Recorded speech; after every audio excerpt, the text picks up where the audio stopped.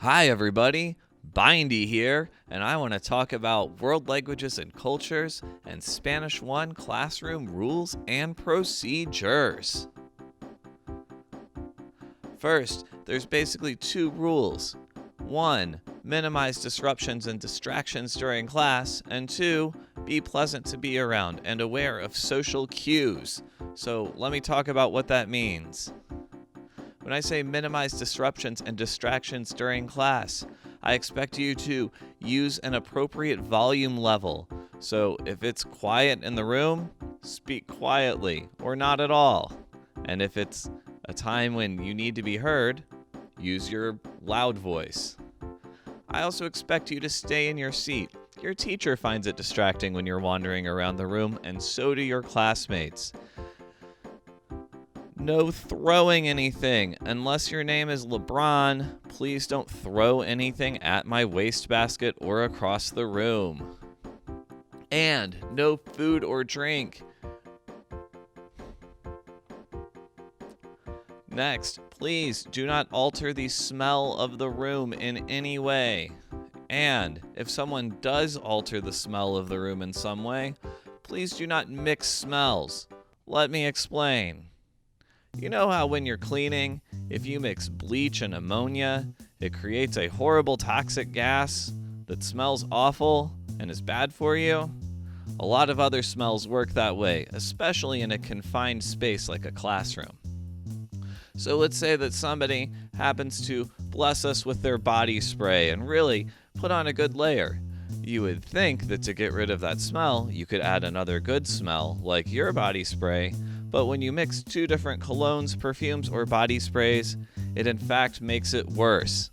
Two good things do not make a better thing when it comes to perfume and cologne.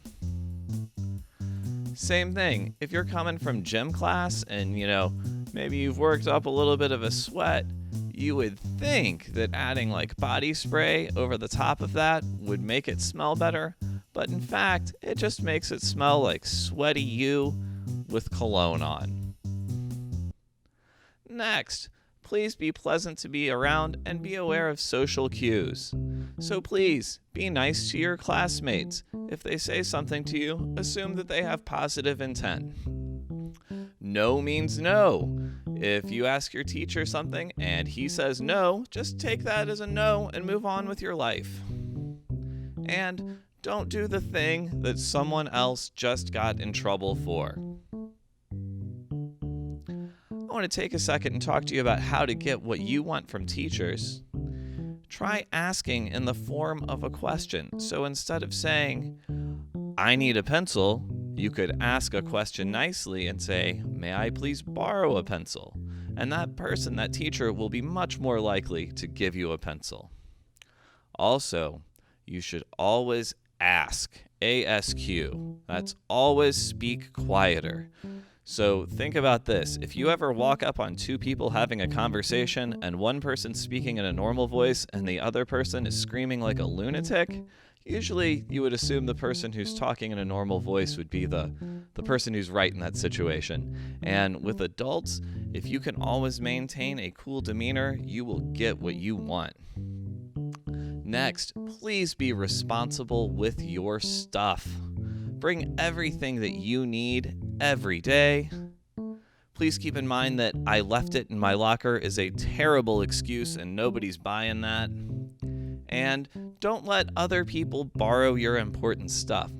A couple of years ago, Mr. Eddy had a student that one day in class asked him to go to another class to get her shoes.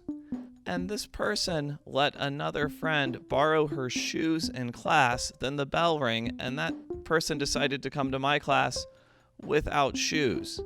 There were a whole series of bad decisions leading up to the student asking the teacher to go get shoes. Don't let that person be you. Keep your important stuff. When you're in line, have a plan for when it's your turn. You know how sometimes you'll have to number off and everybody will be like 1, 2, 3, 1, 2, 3, and then there's that person that forgot what they were doing and everybody feels grumpy. Don't let that person be you. Have a plan for when it's your turn in line, especially when the teacher's going over homework. Like if you didn't do it, just count out the number of people ahead of you, then have that problem ready. So then when the teacher calls on you, they're like, oh yeah, that person totally knows. Next, ask for help if you need it. It's better to ask a question and find out than to not know. Your teacher's not trying to keep what they're teaching a secret, and they want you to know it, so please, ask good questions. When you do ask a question, try to be specific with your question about what's wrong. That'll help your teacher give you a better answer. Classroom procedures. All right, when you enter the room, greet the greeter. There will be somebody at the door saying hola to you. Get your binder from the shelf. It'll be immediately on the right. And then go to your seat and get started on the bell ringer that's on the board without your teacher having to talk to you, right? Nobody should have to tell you to do that. During the last 5 minutes of class, make sure that you fill out your planners, or if you like to do things electronically, set the reminder on your Chromebook. Clean up any messes that we've made. Return chairs to where they belong in the classroom. Put away your binder, and then wait in your seat to be dismissed. So when it's the end of the class, I know the temptation is to just occupy that area right by the door because it's such a good spot right by the door. But no, don't do it. If it takes you more than 5 seconds to go across the distance of my classroom from your seat to the door, maybe you should apply yourself a little bit more in PE. Just saying. When you need to leave the room, on the door, there's a QR code, and you can scan it with an extension on your Chromebook. It will take you to a Google form that you fill out where you basically just say if you're coming back in or if you're leaving the room and where you're going. It's really simple. All right, thank you so much. Adios.